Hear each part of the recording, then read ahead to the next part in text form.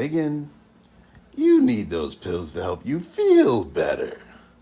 Treacherous Tony can help you. Um, uh...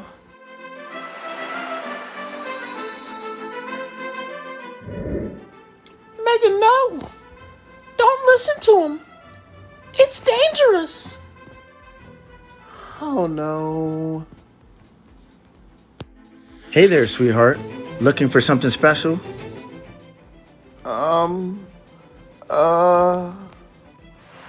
I've got this strange feeling something's not right. Captain Chaos, come on. We need to go investigate. Investigate? But I just bought a new yo-yo. Oh my goodness. I just don't get it. Hold it right there, Treacherous Tony. We know what you're up to. And we won't let you harm innocent people. You can't stop me. I've got connections. We're not afraid of your connections, Tony. We're here to protect the community. And make sure Megan gets the help she needs legally. Thank you, officers. You are absolutely welcome, Megan. Remember, folks, there's legal ways to get the help that you need. Don't let anyone take advantage of you. And if you ever need a helping hand, Sergeant Be Safe and Captain Chaos are here to save the day. And that's your tip of the day to get you on your way.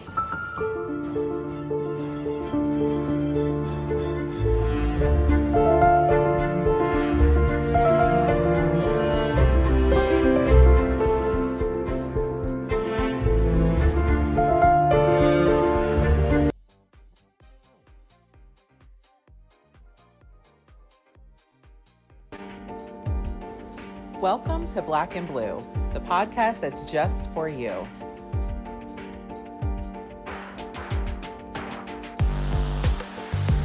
We bring solutions to everyday problems.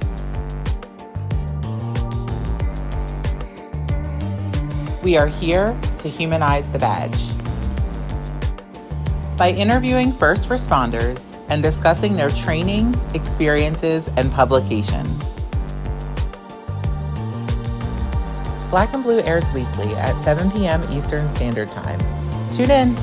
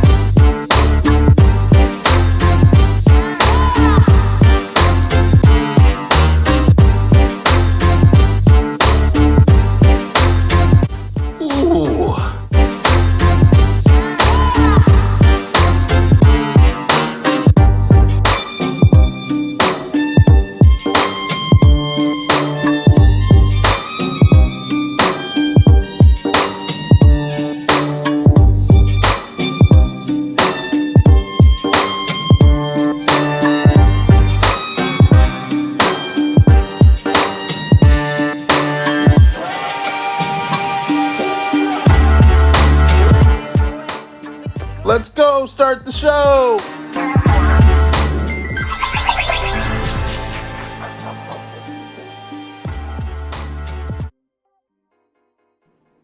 Let me get this off the screen. Good evening, ladies and gentlemen, or evening for me that are here on the East Coast. Good afternoon to those of you or good day to wherever you're watching on in the world. We are on Black and Blue. This is the podcast that is just for you. We go live at 7 p.m. Eastern Standard Time weekly. And when we go live with a special guest that is either a first responder or in law enforcement themselves. And whether they're rookie, whether they're seasoned, whether they're retiree. And then when we go live, we discuss their trainings, their publications, and their experiences. And this won't be a short show for you today. We're going to bring it. We're going to have a lot of fun. I got a special guest. He's already backstage. I'm going to introduce him in a minute. But first things, we got to get some things out there. So you guys already know. I'm your host. I'm Coach Clay. I'm your motivational speaker, your empowerment coach, your author, and your favorite baker's favorite baker coming at you. We are streaming right now on 5 different platforms. So depending on whatever platform you are, make sure you hit that like button, all right? We're on 2 pages on Facebook.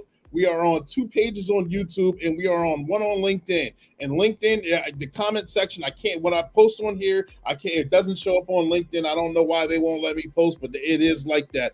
I can't see who's on here also. So if you're looking for a shout out, make sure you put your name and where you're from in the comment section, and I'll give you that shout out that you're looking for. This is a live interaction, so therefore, if you have a question, you're going to have to put that in the comment section as well, and we will address it as soon as we can, all right? Understand there's about maybe a 5 to 10 second delay from the time that you post it till the time that we see it, but we will address it as soon as we can, and if you don't address it while we're live, we will address it afterward during the replay itself, all right? So make sure you guys tag, like, and share. We go live, and we have a lot of fun doing it. This platform is sponsored by One Way Publishing. One Way Publishing is a publishing company that sponsors us, sponsors Sergeant Be Safe. You got to see one of the commercials at the beginning of this platform. I hope you guys enjoyed it. That's one of the newer ones. Also, I published 5 books myself through One Way Publishing. Some of them are behind me. Some of them, you can't see them all, are clients that have come through One Way Publishing themselves. Whether you ever wanted to write a book, that's the publishing company that you want to use. Their motto is they can turn a mere thought into a book that's bought. So whether you wanted to write a fiction, nonfiction, autobiography, or a cookbook, a children's book, whatever it may be, that is who you want to write your book. But they can explain it a lot better than I can. Stand by and watch this quick commercial, and we'll come right back. Publishing. Have you ever wanted to explain something, tell a story, or leave a piece of you behind? Have you ever wanted to write your own book, but not specifically know how to do it? Well, get ready. One Way Publishing's here. We can turn a mere thought into a book that's bought. People need to learn from you. They need to hear that story. Kids need to read that book. Imagine if you wrote your own children's book and get to read it to your kids. Here at One Way Publishing, we can get your fiction, nonfiction, fantasy, instructional, what have you, done. All at a reasonable price and definitely a reasonable time frame. And if you don't believe me, ask Sergeant Be Safe. He's working on his right now. He's definitely writing the best chapter of his life. Make sure you check out his cartoon skits that air on the podcast Black and Blue. As Sergeant Be Safe said, that's your tip of the day to get you on your way.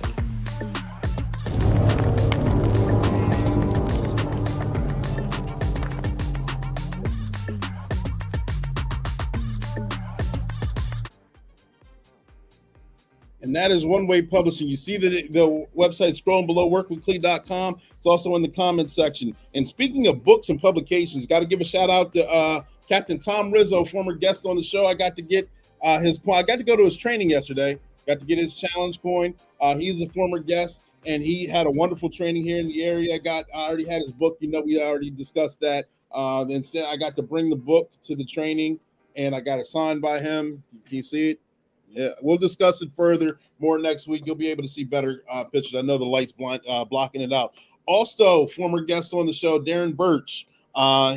We discussed his first book, but he sent me Twisted But True, the second version. Part 2 and part 3.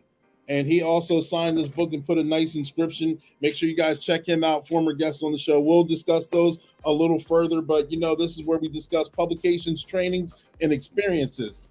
So without further ado, we talked about that, and we'll have a follow-up show, especially with Tom Rizzo, because I got to get a quick one-on-one interview with him, so we'll get to highlight that. But more what we're discussing right now, we got Chief Darrell Lowe. Ladies and gentlemen, boys and girls, if you don't already know him, make sure you guys check him out. Make sure you guys check out what he's doing in his area. If you're looking for a job, his department is hiring. He's the current chief of Redmond Police Department. He's got over 31 years of service in law enforcement. He's a leader. He's a crime fighter. He's community engagement. He comes with academic experience for the job field itself. He brings compassion. He brings customer service style policing. Ladies and gentlemen, that's what we ask for in today's world of policing. I introduce to you and bring to the stage Chief Darrell Lowe. Chief, are you there? I am, Clay. Thank you very much.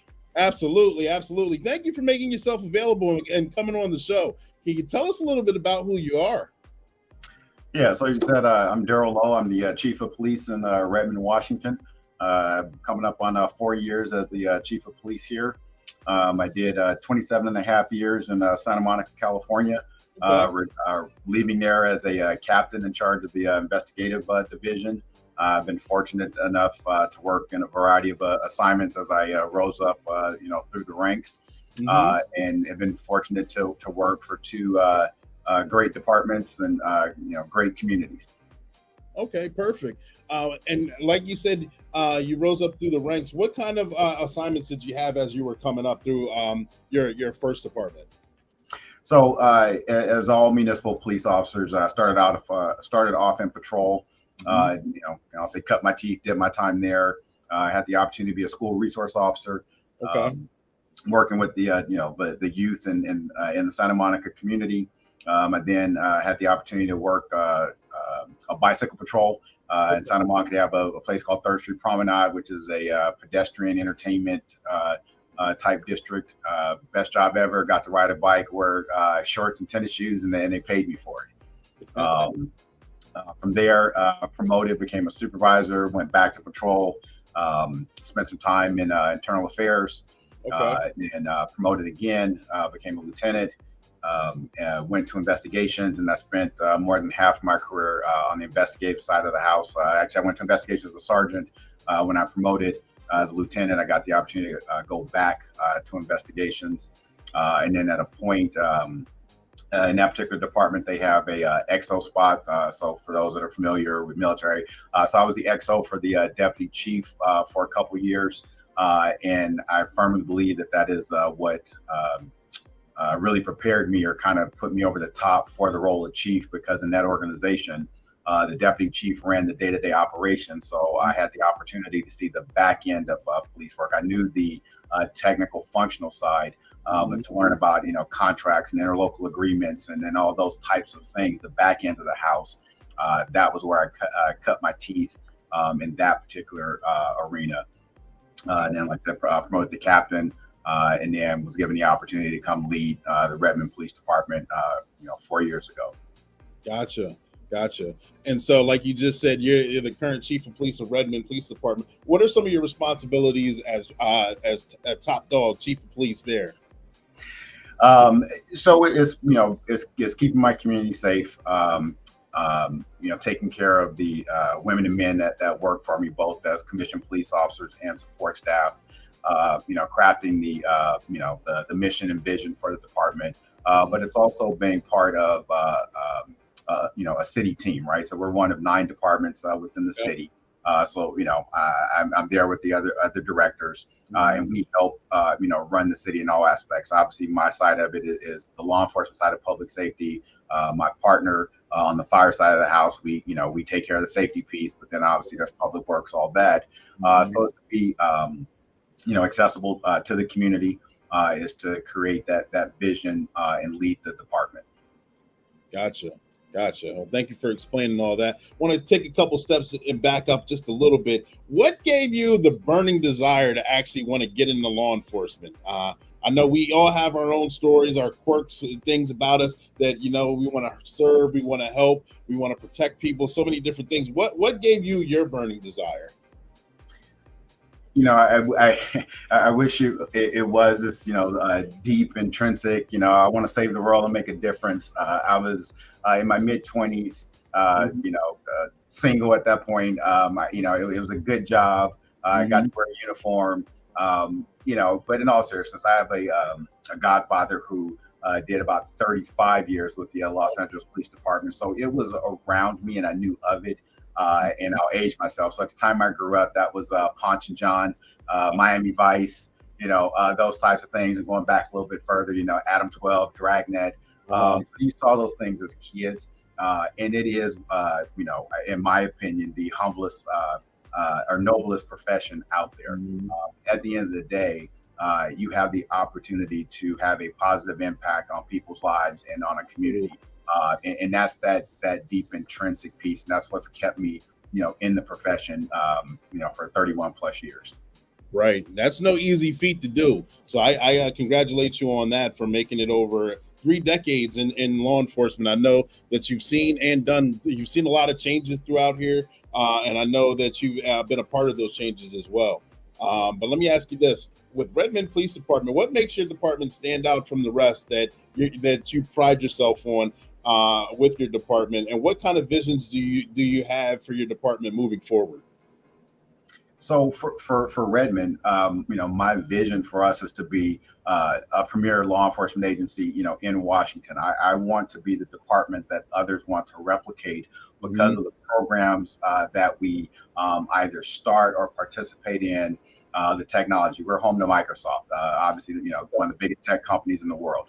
We also are of a size that makes us I'll say the perfect sized police department to test and evaluate emerging technologies within the field or space of law enforcement, so that we can, I'll say, validate, some of these software programs or different things. Because before a company can approach a NYPD, a LAPD, the big players, they have to test and evaluate in real field circumstances. And for a department my size, we are the perfect, size for some of those projects.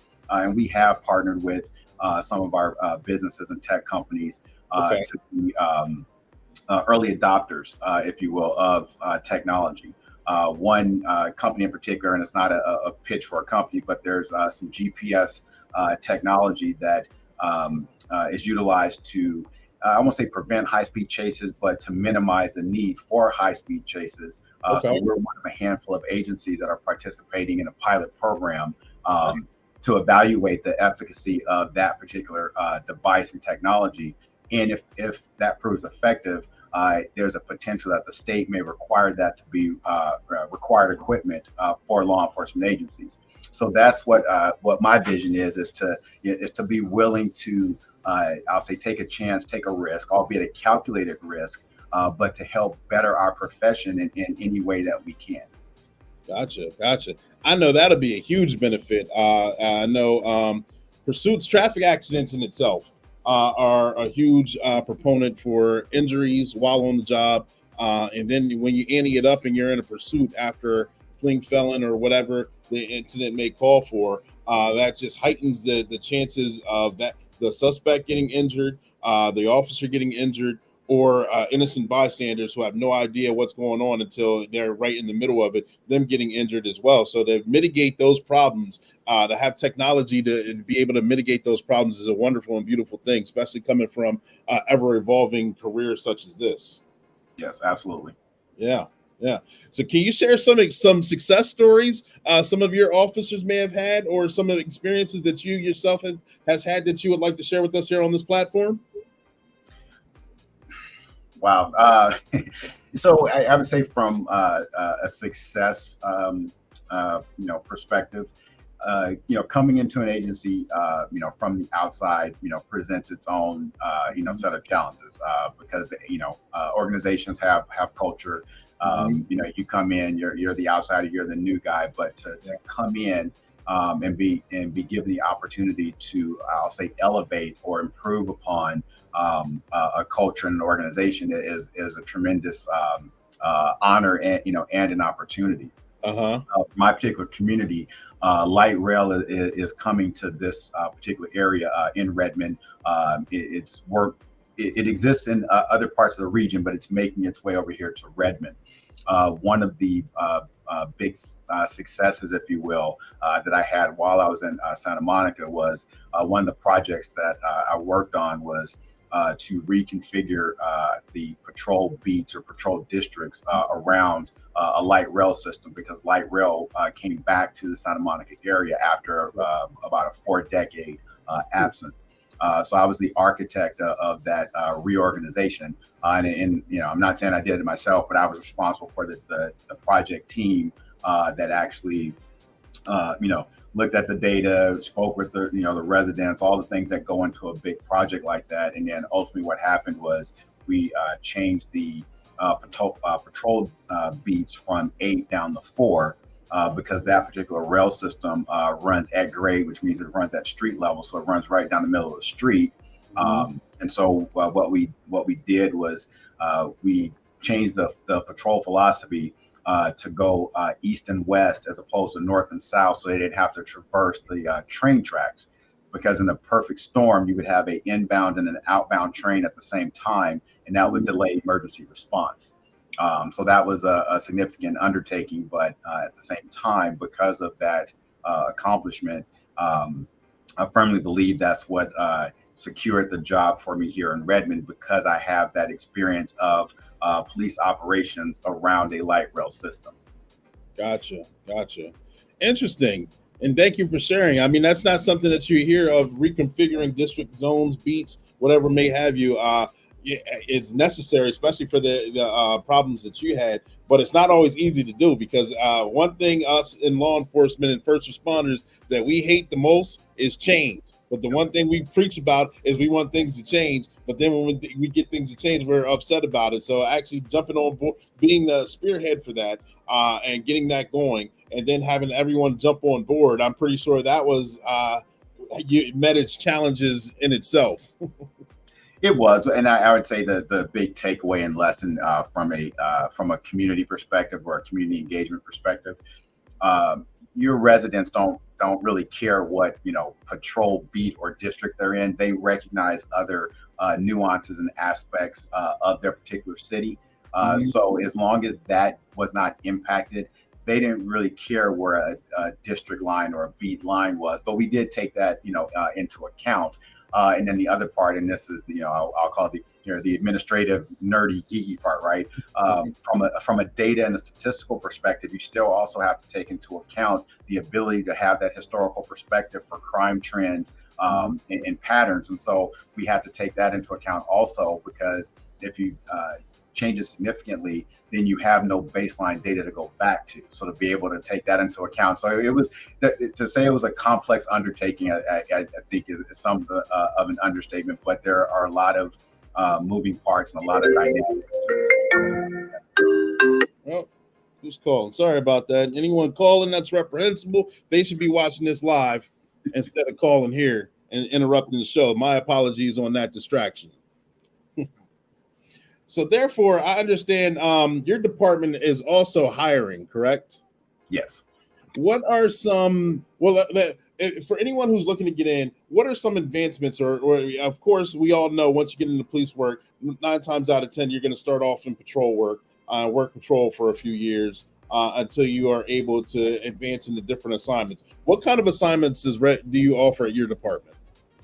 So for us, as far as specialty assignments, we have a bicycle patrol. Bicycle patrol is very popular and prominent here in the Pacific Northwest. We have a K9 unit. We have detectives. We have a TAC officer position at our training academy.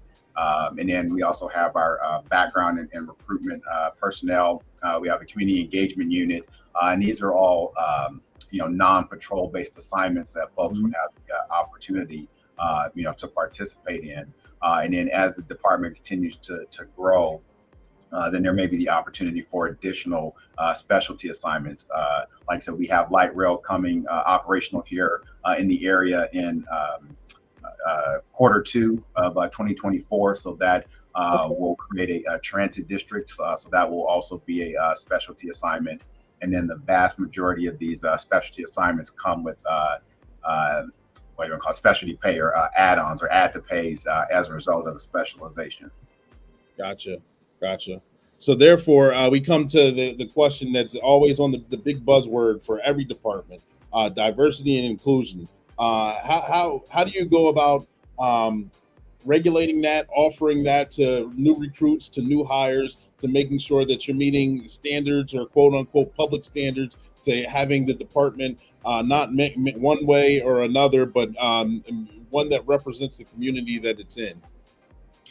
So with that, it's like anything else. There has to be intentionality behind it. It goes to both how you market, where you market, what you market, what images are you using in your recruitment. When I got here, the police department was not incredibly diverse from a racial perspective. But I'm happy to say we have about a 20% female officer ratio, and that's happened very organically. For those in the business of tracking, there is the 30 for 30 initiative, and we are approaching that number, like I said, fairly organically. We do have females both in our executive command ranks. We have supervisors. But we are a medium-sized department. I'm authorized 88 commissioned police officers. I currently have 79 officers, and I've run about that same 10% vacancy rate for the time that I've been here. But through some very deliberative recruitment efforts on our part, we've actually hired 21 people year to date between commissioned officers and support staff. But my attrition rate every year is 6 to 7 people. So even though I've hired, a sufficient number, I still lost, 6, individuals, and it's an ebb and, ebb and flow, type of process. And then the other part is just having a department that is desirable for people to come to because they are supported. We have tremendous community support. And then our demographics from a city perspective is not your, I'll say your typical white, Black, Hispanic. We have a lot of Southeast Asian population, a lot of Indian population. And so our diversity would be different than others to truly reflect our community. And the challenge from a recruitment perspective there is for some of these other cultures, law enforcement is not a desired profession. And again, we are in the tech area, both between, like I said, the tech companies that exist, but we also have a tremendous space industry here. So we have a lot of very highly technical, highly specialized employment, and those are the jobs that some of our some of the cultures and demographics that we have here in Redmond, they tend to gravitate towards, and that is more valued in their culture. So you're fighting against something that's hardwired, deeply embedded, cultural, and money and those types of things, especially from the public sector, cannot compete against that. Gotcha. Yeah, that's interesting. I did not know that. I'm being here on East Coast itself, not knowing it's heavy on the tech, heavy in space culture. So that itself would be difficult because you have a different genre of folks that are in that area for work purposes, living in that area. So it would be difficult to recruit when people are living in that area or moving to that area specifically for something totally different than actually being a first responder. Right.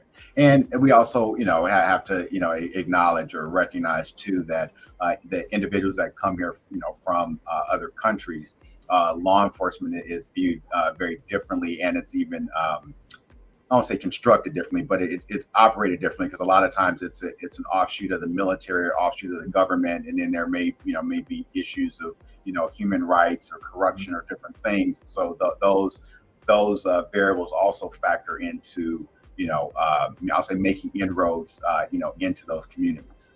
Gotcha. Yep. Good points. All good points, ladies and gentlemen, boys and girls. I hope you guys are enjoying yourselves and got your questions ready. We're going to pause for the cause. We're going to have go to a quick commercial break with Sergeant Be Safe, and we're going to come right back and jump into this interview. So stand by.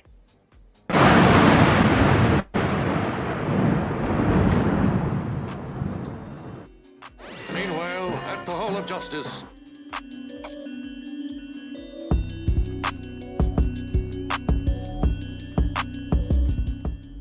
Drip too hard, don't stand too close. Hello, Sergeant Be Safe, Captain Chaos. I'm your new district attorney, just in case. Hello, just in case. Nice to meet you. Yes, it's a pleasure. I'm glad we're all on the same team. Yes, locking up bad guys. Let's go inside the courthouse and see the judge. We have bad guys to put away. You are absolutely right. Let's go inside and get to work. All rise. I am the Honorable Judge Mint. Good morning, Your Honor. Attorneys, present your closing arguments. I'm a defense attorney scot-free, and my guys didn't do it. The proof has been laid out, Judge. Sergeant Be Safe and Captain Chaos caught these guys red-handed. What you mean, red-handed? Order in the court! I find these three guilty on all counts. Ooh. Well, I'm out of here. I'm innocent. I didn't What do sell you mean crap. guilty? I don't hack. Good work. Yes, job well done, team. I just want to say good job to our brand new district attorney, just in case. And from me and Captain Chaos, that's your tip of the day to get you on your way.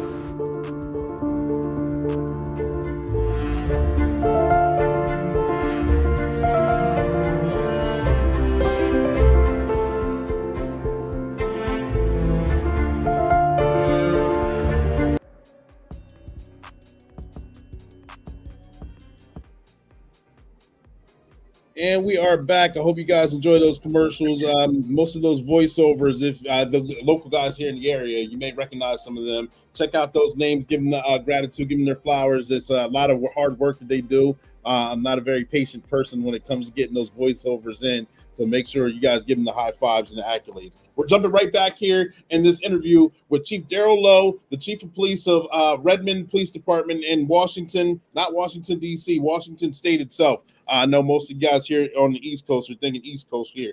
Chief, I know we talked about diversity and inclusion and demographics of your area and your department hiring at your attrition rate. You're hiring more and you're losing more through retirement or other whatever it may be. How difficult is it to fill positions with the stigma going around, at least with the state of Seattle being difficult to work for as a first responder or law enforcement? Do you find that to be true, or do you find that to be, we're starting to come out of it and we're being proactive and progressively policing? Yeah, there's definitely, some truth to that. There is a stigma, around law enforcement in this, post, George Floyd era, and with all the, social justice and criminal justice reform. But it is truly a calling, and there are a number of people that, are applying. But at the same time, just because a person applies, that does not make them a good fit, necessarily for this department. So I would say for those that are interested, do your homework, find out about the department, the culture, and that type of thing, because not every department is suited for every person who may be able to pass the test, and more importantly, the background. And that's really where the rubber meets the road. So a lot of candidates can pass, the written and the physical test, but when it comes down to the background, that's where the vast majority of people end up, being disqualified, and they get disqualified, for a number of reasons. Here in the state of Washington, marijuana is legal, and while marijuana may be legal, you can't be in the parking lot, sparking up one before you walk in for your test or that type of thing, right? If you make the decision, you may have to give up some creature comforts, to be part of, this profession, because again, it is a very noble profession, my philosophy is, we are hiring human beings. There is but one perfect person. So people can have, issues in their background, but there needs to be a period of time between that issue and a demonstrated, I'll say, improvement before you make that step. So don't think just because you've made a mistake in your past that forever precludes you from, this particular profession. Now, some things are a little harsher. I mean, traffic violations, okay, but if we're talking, like righteous crimes and felonies and those type of things, that some things they're you can't recover from for this profession, right. or for very good reasons. But yes, there are people out there. Yes, we are hiring. And you have some individuals that believe they can do it. But again, this job is not, it is not for everyone. Right. And shout out to Damon. Thank you for tuning in. Make sure you tag, like, and share. He's got a lot going on right now, ladies and gentlemen. But let me ask you this: the positions that you're hiring for are all the positions for entry-level patrol, or do you have some admin positions that are available as well? So right now I'm actually recruiting for a deputy chief. So for a number 2. I'm also recruiting for a civilian commander. I have a civilian commander here, and that position oversees my dispatch center, my records, and my property and evidence section. And so that is a support service position, and very intentional in the sense of it was very important for me to ensure that there was a pathway to the executive table for my support staff. Right. Because oftentimes, there's a path to the chief's chair, on the commission or sworn side, but oftentimes on our support side, those opportunities are limited, or there's only so far. So for me, it's important to ensure that a member of my support staff can see that that they can have a path to the executive table. They can impact policy and direction. And my civilian commander, truth be told, it's the she right now. She actually runs more of my police department than my sworn executive staff do. Okay. So we have that. We also have a co-response mental health program here, and so the mental health professional that I had, she just recently left and took a job with the county to help impact and influence the King County's mental health response. So while it hurt for us personally as a department, it's a huge, I'll say, victory for her, but also a testament to this organization and the caliber of people that we're producing or putting out. And then that deputy chief position came as a result of one of my captains getting a chief's job in a neighboring city. And that's the third chief that's come out of this organization in the last 4 years. So the opportunity is there for individuals. And then, like I said, I have 10 entry-level police officer positions available. So for those of you out there that are in the job market, if you have executive police experience, I'm looking for a deputy chief. For the civilian support folks out there, I'm looking for a civilian commander. And if you got the master's level social work or psychology degree, I'm looking for a co-responding mental health professional. And of course, I'm always looking for police officers. Gotcha. So if anyone out there is listening and they're interested in applying, how would they go about doing that? They can go to RedmondPoliceJobs.com. It will have our listings, and you just follow the links. You can follow me or look at me on LinkedIn. I've posted all of my jobs there via LinkedIn as well. Gotcha. And ladies and gentlemen, boys and girls, that's in the comment section, and it's also scrolling below. So you have no excuse on why you couldn't find that link itself. We talk about in our community, law enforcement and first responders, about trust and transparency and community service. What is your vision or philosophy with your department and engaging with the community in more of a positive way? I know reading your bio, you say you have a more customer service style policing. Can you explain a little bit more what that is? Yeah, so here in Washington in the last 2 years, there have been a number of legislative changes that have impacted law enforcement. There was a lot of unintended consequences because a lot of these changes came about as a result of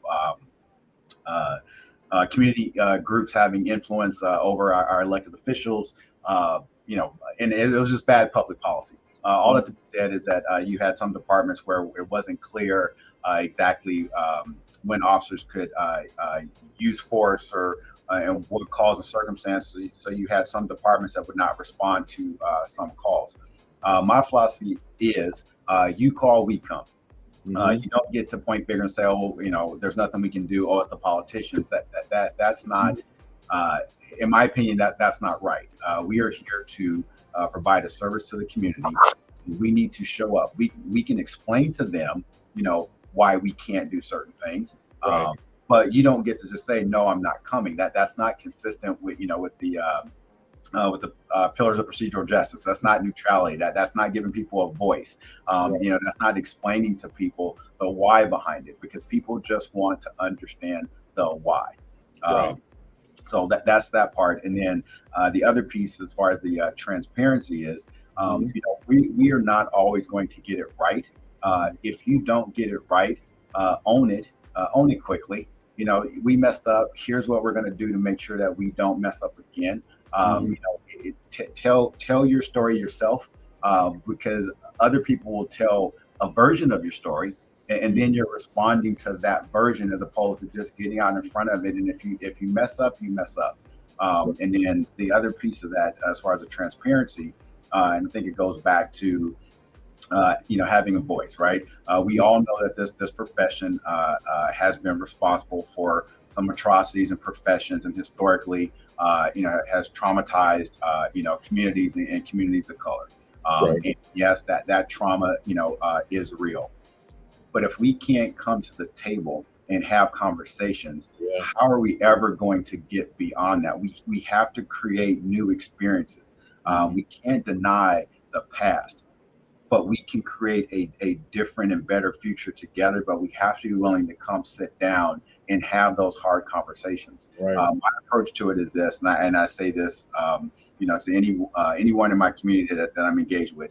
If you think there's someone that I should have audience with, let that be known, and I will make myself available. Granted, there's 24 hours a day. I'm one person, but I rarely ever say no to an opportunity to engage and have a conversation with folks, because that's the only way we're going to, I won't say change the narrative. That's the only way we're going to create a better experience moving forward on both sides, because I also need to hear what is occurring in my community. I have no illusions that I, as a chief, know everything that's going on in my organization. But I can't bury my head in my office and think, oh, just because I don't have complaints, just because I don't have lawsuits and all that type of thing, that everything's going smoothly. That's naive, right? But if I get out and stay out in the community and I have conversations with folks and I sit down and talk to my staff about what's going on, that's going to keep me truly informed as to what is really happening. And then for the community, that is where that transparency comes in, is that willingness to sit down. About a month ago, I sat down to a meeting with a number of service providers that were not fond of the police necessarily. And for an hour and 15 minutes, I listened. I did not say a single word. I listened. And when it finally came, my turn, they even commented, "Wow, Chief, you took a lot." Yes, I did. And my conversation with them was, okay, you guys identify as the leaders of these, marginalized and oppressed groups, and I won't say in your opinion, right? Because that is their perception. So therefore that is their reality. Right. So I challenge them. I go, so what have you done, or what are you willing to commit to do to bring those groups to the table so we can engage in this dialogue and have a better path forward? All of a sudden there wasn't a whole lot of conversation, because there was not defensiveness, there was not anything, because again, I also have to go back to, I also challenge folks is, what is our reality here in Redmond, right? We see the things that are going on across the nation, and some of those things are appalling for sure. As a law enforcement professional, some of these things are disgusting.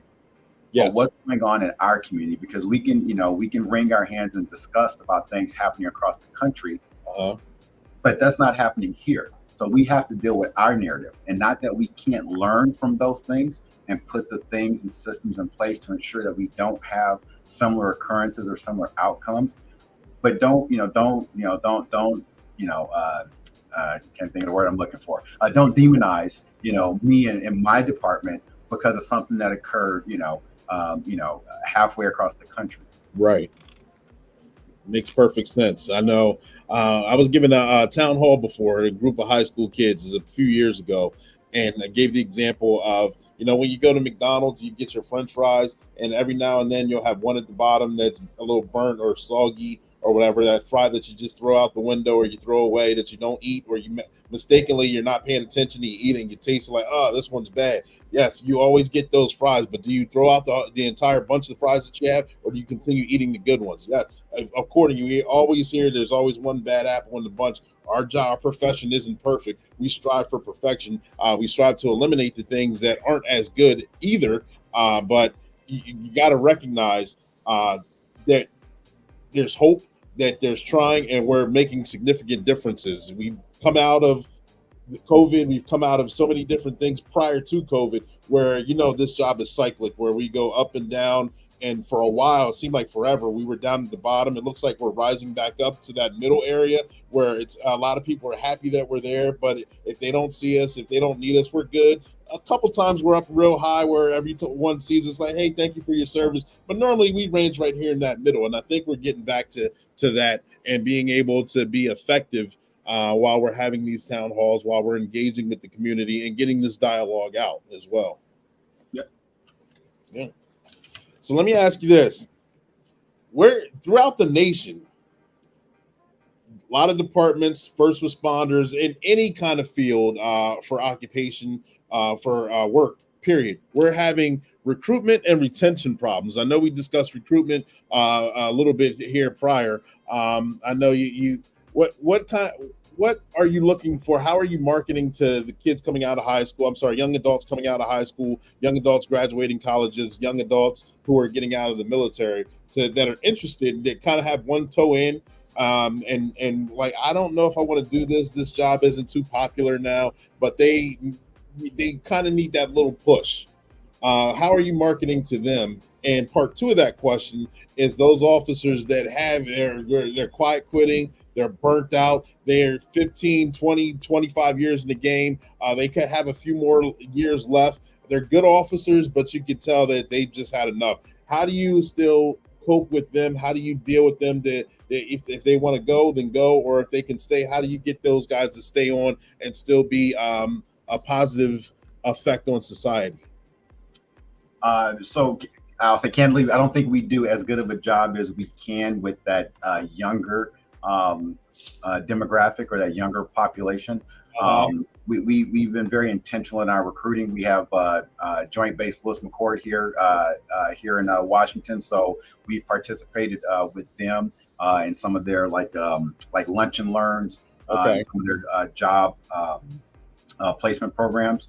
I even went so far as to send my recruitment team to Hawaii last summer to the military bases. Some of the folks in that particular unit have prior military service, and they had the ability to get onto some of the military bases. And so we established a relationship with them.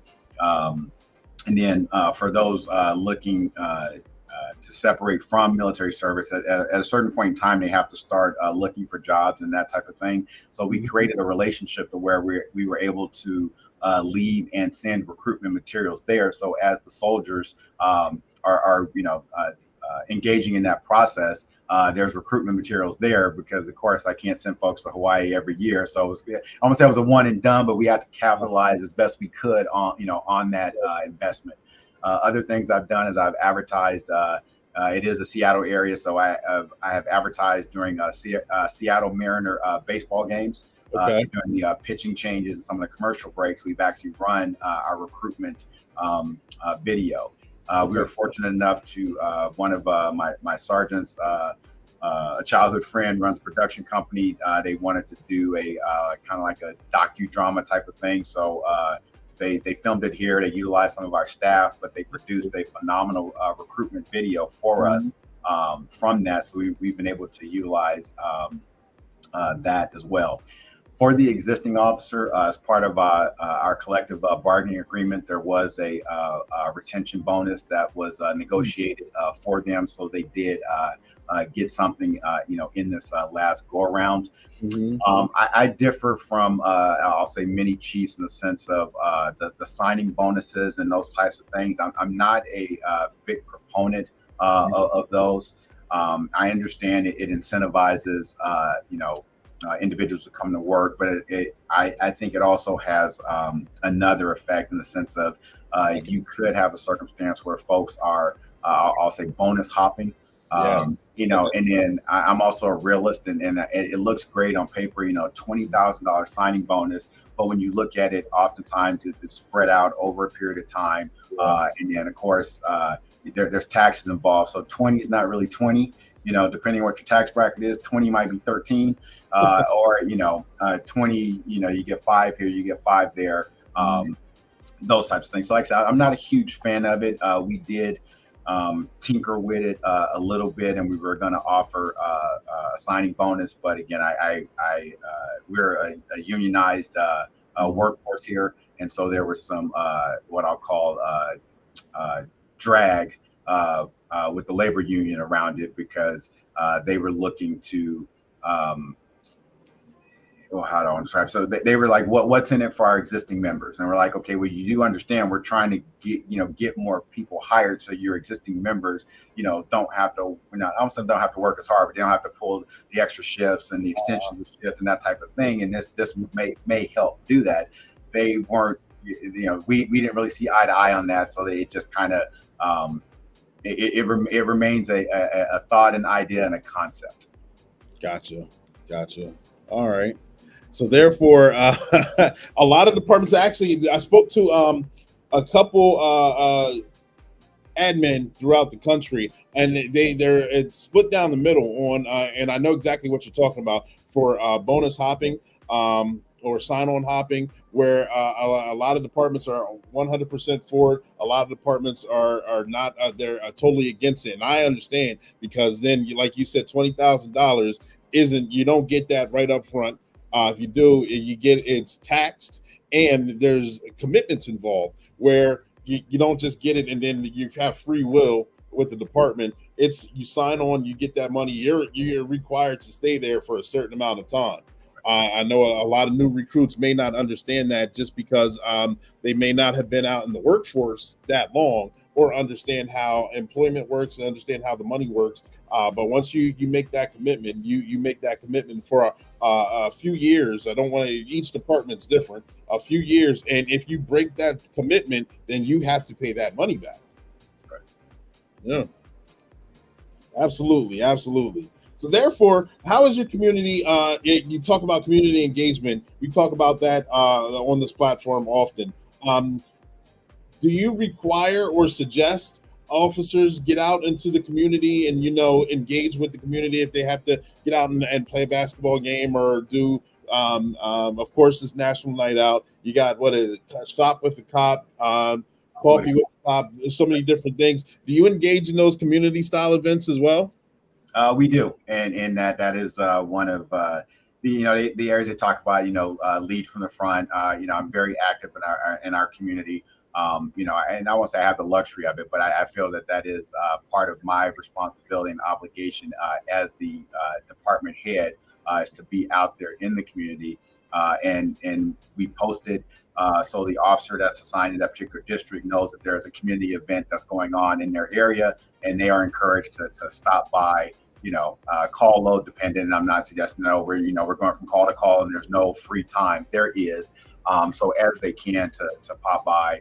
And then for a number of our bigger events, in the city, they have officers that are assigned, to those events. So yeah, we definitely encourage, that type of participation. We do have some officers that are engaged, with youth activities. One of my officers is participating with one of the high school football programs, and he runs like the scoreboard and the AV stuff. And so, there's different ways, to in fact get involved. We have a huge car show here in our town center every Saturday morning. And, we show up and we use that as an opportunity for engagement and education around, modified exhaust and different things like that. So it's not just, hey, we know where there's going to be a place where we can write a bunch of tickets. It's like, no, let's go engage with the community and educate them as to why they can't, put these things in their car and the noise and that type of thing. And that part's really appreciated. So, it's really about that, that intervention, that education, part and piece of it. We can get to enforcement, right? That's the easy part, right? How we engage with our community so we don't get to the point, of enforcement. Exactly, and that's what it breaks up the mundane as well. You go to calls, you clear calls, you make traffic stops, you clear traffic stops. It seems like a cycle. So therefore, when you're engaging with the community, it builds the trust. It builds the visibility of both the community and the officer. You can have those discussions, not even in a town hall forum. You can have them in a more, I hate to say realistic setting, but a more community active setting where you can engage still. Oh, okay, this is a car show. I can learn something about the law. I can learn something about this police officer, and I can enjoy the car show as well. So you have that kind of the trifecta going on. Right. Yeah. So I had a sidebar question. A former guest on the show, Derek Dotson, saw that you were on here. He wanted me to ask a question on your thoughts on. He's been on here twice now with his children's book, The Police and Me, and he's also got a platform, the Black Sanctuary. What are your thoughts or visions on engaging with him or his vision with the children's book, or engaging with the community in whole or in part with that? I'd be all for it. I'm gonna throw I'll say our boy, because obviously I'm gonna throw our boy Derek under the bus.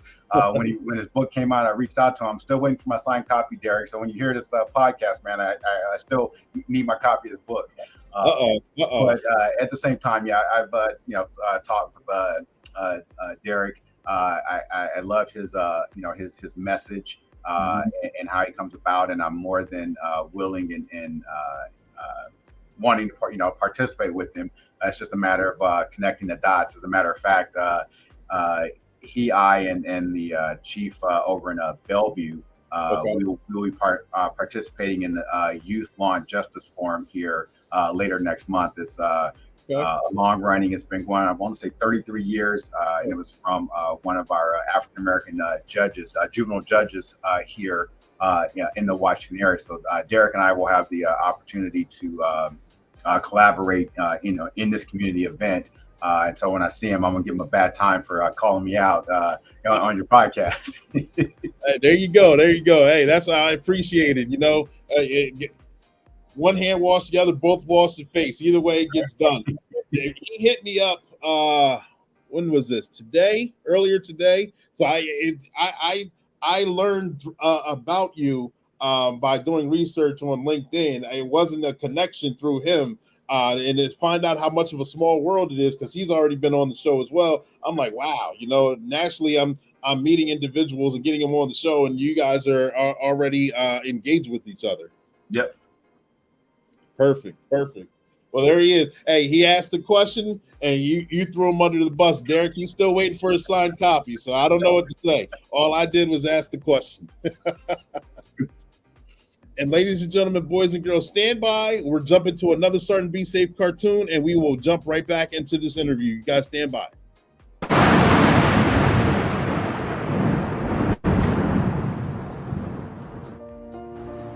Your Honor, we have undeniable evidence that Chance Wilder attempted to hack into multiple bank accounts and steal money. We request the maximum penalty. That's right, Your Honor. Chance Wilder is a menace to society, and we must put an end to his hacking shenanigans. Objection, Your Honor. My client is innocent until proven guilty. We believe there's been a misunderstanding. Chance Wilder is a misunderstood genius, not a criminal.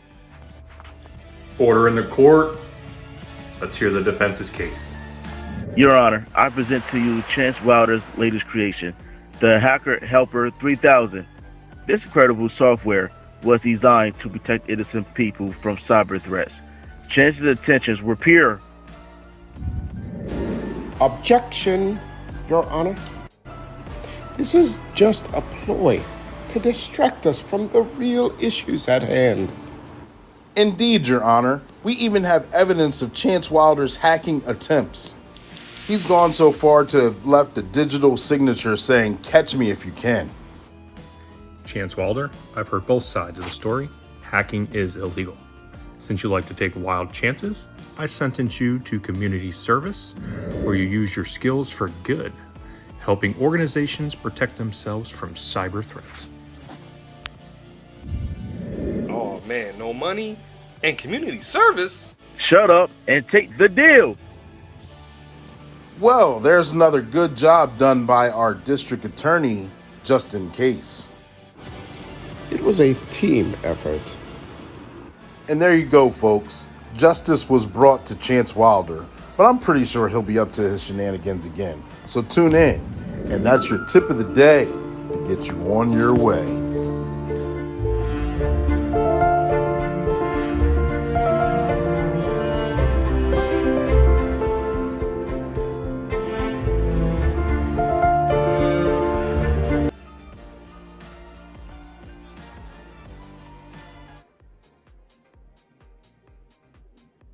And we are back. I see you, Seti P. Good evening to you, too. Thank you guys for tuning in. Make sure you guys tag, like, and share. We're back here with the interview. Got Chief Darrell Lowe, Redmond Police Department in Seattle, Washington. Ladies and gentlemen, boys and girls, thank you guys for tuning in.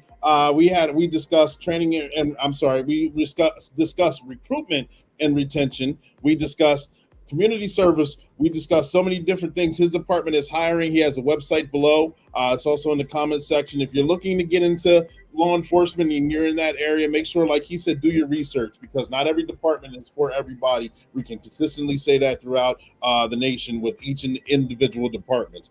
We discussed a lot of things, Chief. Conversation, I may have forgot to ask a question, or I may have jogged your memory on something that you may have wanted to touch on. Is there anything else that you wanted to respond on? Right now, the floor is yours.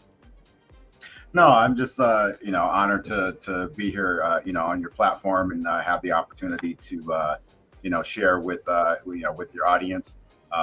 It's been a phenomenal 30 plus year career in law enforcement. I've been fortunate, like I said, to work for two outstanding departments and two outstanding communities, and now have the opportunity to lead a department and I'll say impact and influence both this community and help the careers of the women and men who work for me. And again, just thank you for having me.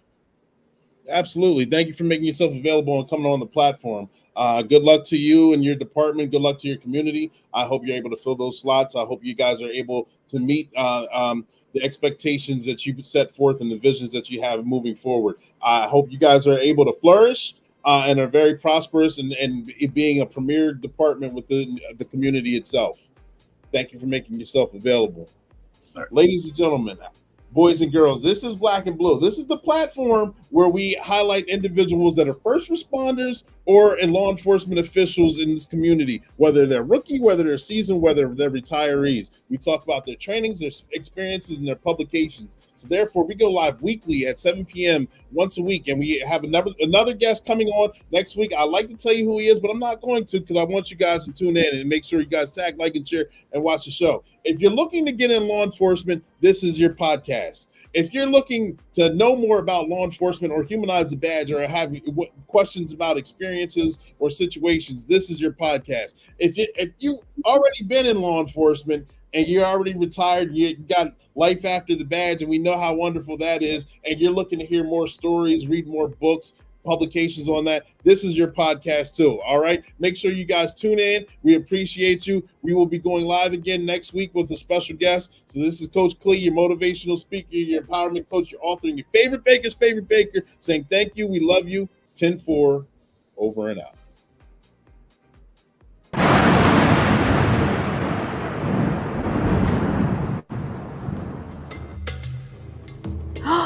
Ooh, look at all the pretty butterflies in the sky. I guess I'll just cross the street here.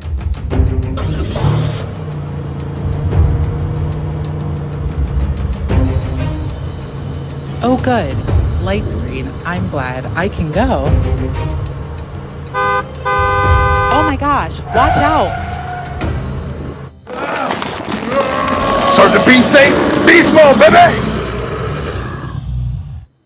Megan, watch out for that car. I got you. Oh, geez. I didn't even see that car coming. Oh my gosh, are you two okay? Yes, we're okay. Megan, you have to do a better job paying attention. I just wanted to cross the street. I didn't see you walking there. Megan, you just can't cross in the middle of the street. You have to go to the intersections and use the proper crosswalks. Wait for traffic to clear and then go. If you don't follow these simple directions, you could get a ticket for jaywalking, or worse, be hit by a car and seriously injured. I'll be more careful from now on. Ooh! Look at the other butterfly! Oh my goodness. Sergeant Be Safe, you are the best. This is very true. Thank you very much. I did have to turn on supersonic beast mode to jump and get Megan out of the way. Remember folks, look both ways before crossing the street and wait till the intersection's clear and cross at the crosswalks. And that's your tip of the day to get you on your way.